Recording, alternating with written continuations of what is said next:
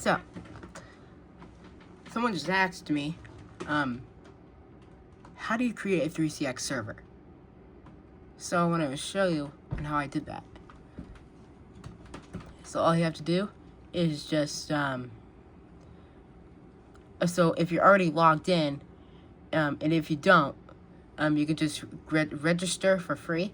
All you have to do is just go up here and click Add System.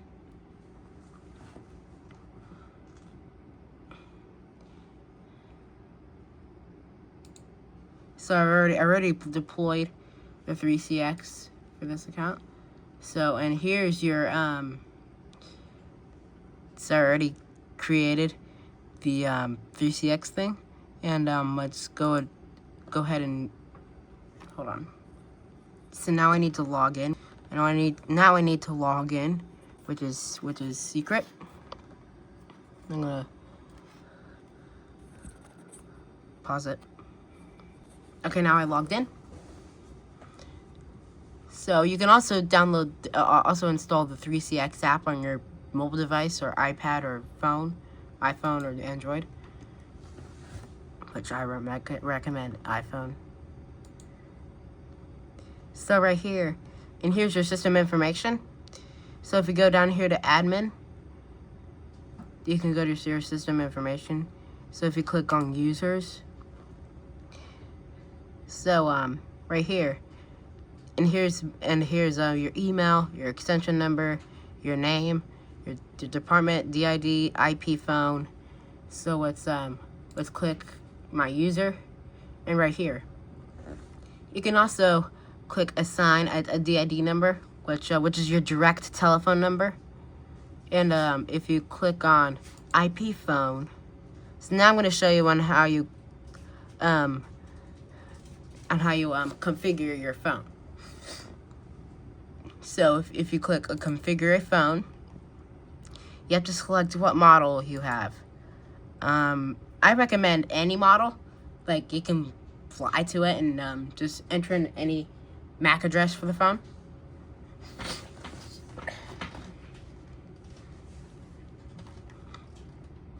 So I'm gonna select that, and the MAC, you have to enter in a MAC address for a phone.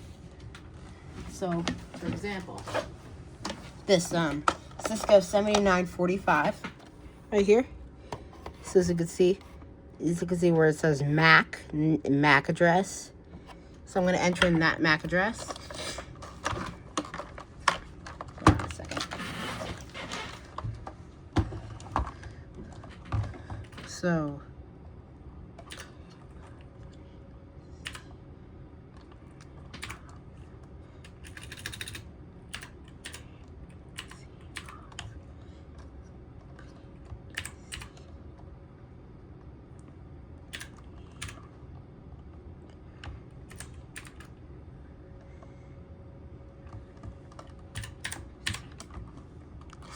So if you want to, you can also click on the, I will configure the phone myself, which I recommend that. Okay, yeah, I don't have a SBC, so I'm going to show you on how you get an SBC and how you do your SBC or install your SBC. I'm actually going to come back here. So you will need to log in to your admin console on a separate computer, because if you do it on your personal computer and you already have, and you're using that computer for personal stuff, that's what I definitely do not recommend. I recommend using a separate computer, PC, laptop, any. So if you click on voice and chat, if you go up here, it says add SBC. SBC stands for Session Border Controller. So that's what controls the service for the phones. That's what controls them.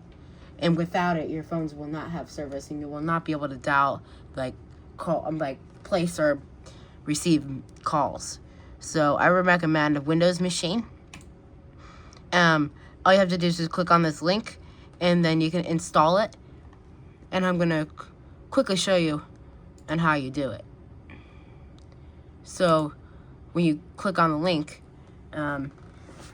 it should say, like, right here, It says, welcome to 3CX Session Border Controller Setup Web Wizard. So, the port to 5060 is required, and it requires 3CX PBX version 18 or above.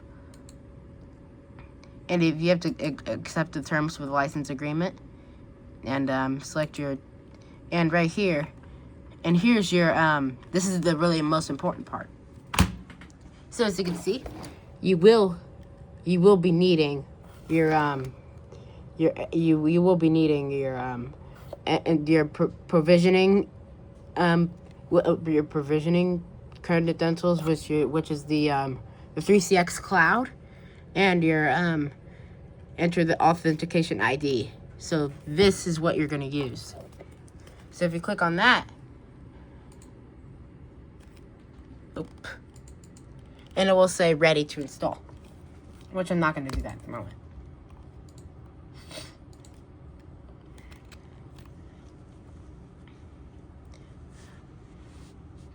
So I'm going to click on cancel that. Shut up. Hey, shut up. So right here, it should say the local IP of the SIP. Not the SIP.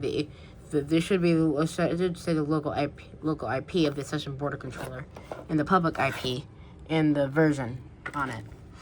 If it's not up there, that means you made a mistake. So I did not. I decided to skip it. So because this is just a demonstration. I'm gonna go to my main 3CX server. As you can see, here's your PV4 address.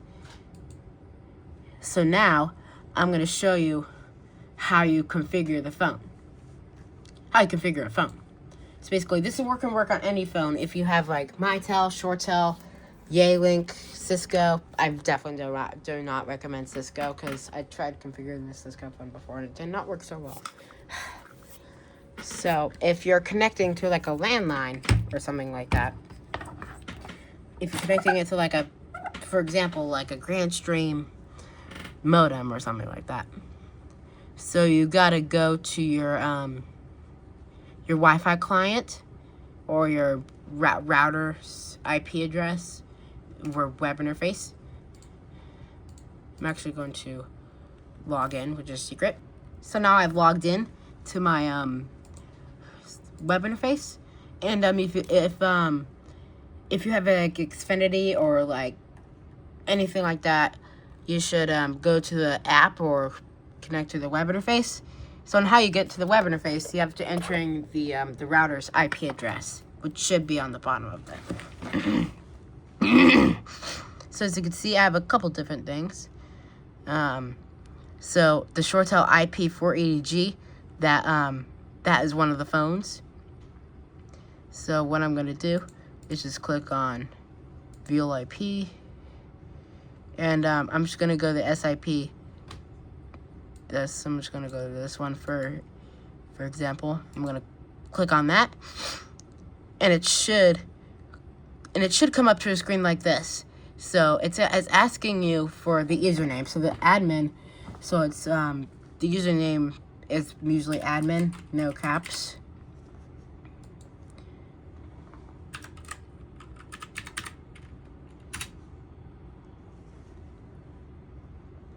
So yeah, that's the password for Yealinks.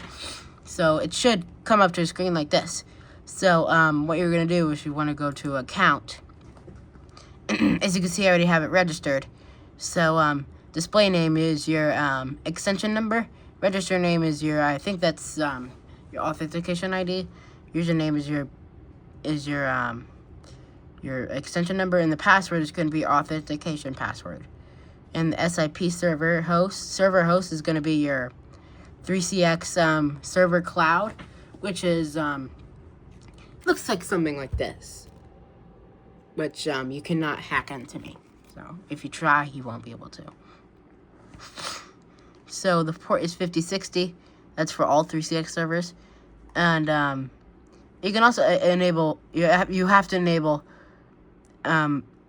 outbound proxy server, because if you don't fill this in what's going to happen is your phone will not register.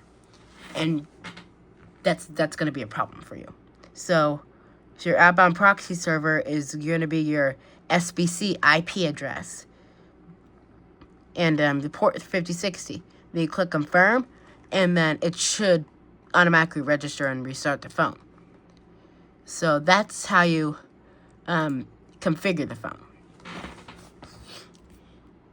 So now I'm just gonna do a quick test by calling a phone. Hold on, I'm gonna take you to a phone real quick. So I'm gonna take you to my my ShoreTel IP480 G phone, and which you can actually use the phone. Yeah.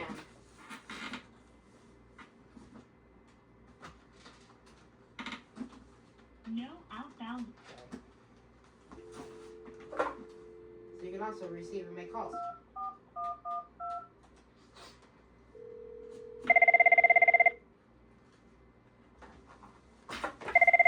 And of course, I can answer the phone and it works just fine. So voicemail also works very well. So yeah, and here's a landline phone that I connected to the I don't know if you can hear that or not, but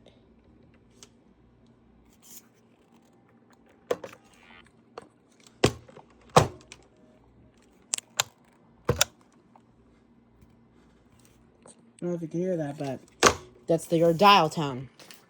And what that's coming from, and here's my server right here. And here's one of my phones. I had this one's also connected to 3CX. So here's one of my, and here's, I want to show you this. So this is it's going to be your modem for to give these phones the service. To give your landline phones the service. So a person asked me if they can connect a landline phone to a VoIP phone server, so it can work with like in Ethernet phones. So the answer is yes, you can, but you have to have a special modem for it. So here's one of the modems, and here's one of mine. So basically, you can also assign the line number, which is number 1. That's gonna be your main line. So that's gonna allow you. So the web interface is gonna allow you to assign an extension number to that line. Same thing for line 2. And here's my my landline phone modem. So if I want to call that modem, all I have to do is enter in the extension number. You click pound. And here's my... I can answer the phone and it works fine. I can answer the phone and it works just fine.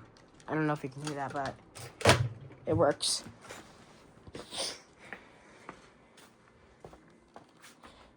So, yeah. And here's your PoE switch for the phone, for your PoE phones. And right here I got my desktop switch, which gives it everything Ethernet, internet. So yeah, and I also can call an extension from this phone. So.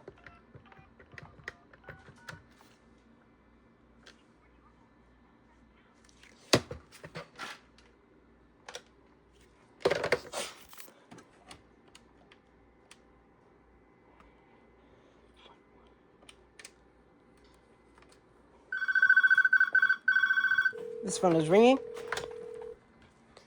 I can answer the phone, and it works just fine. I can answer the phone, and it works just fine. Now it hangs up. So right here, I have it labeled as Demo 1. So the answer is for 3CX, it is completely free forever. So no payments needed. They didn't even ask me for 1 penny. So yeah, you can also name the phones. So I showed you how to configure it earlier by using the phone's web interface. It should work on these kind of phones. So, yeah.